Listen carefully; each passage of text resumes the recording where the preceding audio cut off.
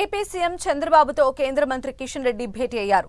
ఉండవల్లిలోని CM Chandrababu నివాసంలో lunch meeting కు కిషన్ రెడ్డి వెళ్లారు. మోదీ ప్రభుత్వం ఏర్పడి 11 ఏళ్లు పూర్తయిన సందర్భంగా విజయవాడలో నిర్వహించిన కార్యక్రమానికి కిషన్ రెడ్డి వెళ్లారు. అక్కడి నుంచి సీఎం చంద్రబాబు ఆహ్వానం మేరకు లంచ్ మీటింగ్ లో పాల్గొన్నారు.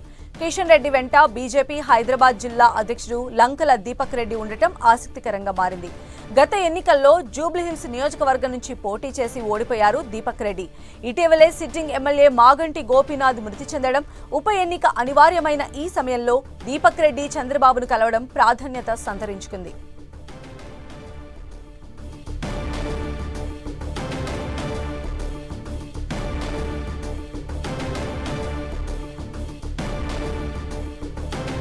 ఏపీ సీఎం చంద్రబాబుతో కేంద్ర మంత్రి కిషన్ రెడ్డి భేటీకి సంబంధించిన విజువల్స్ మనం 10 స్క్రీన్ పైన చూడొచ్చు. ఉండవల్లిలోని సీఎం చంద్రబాబు నివాసంలో లంచ్ మీటింగ్ కి వెళ్లారు కిషన్ రెడ్డి.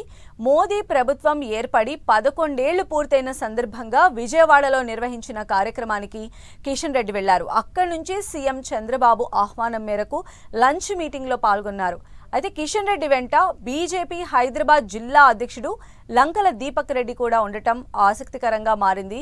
అయితే గత ఎన్నికల్లో జూబ్లీహిల్స్ నియోజకవర్గం నుంచి పోటీ చేసి ఆయన ఓడిపోయారు.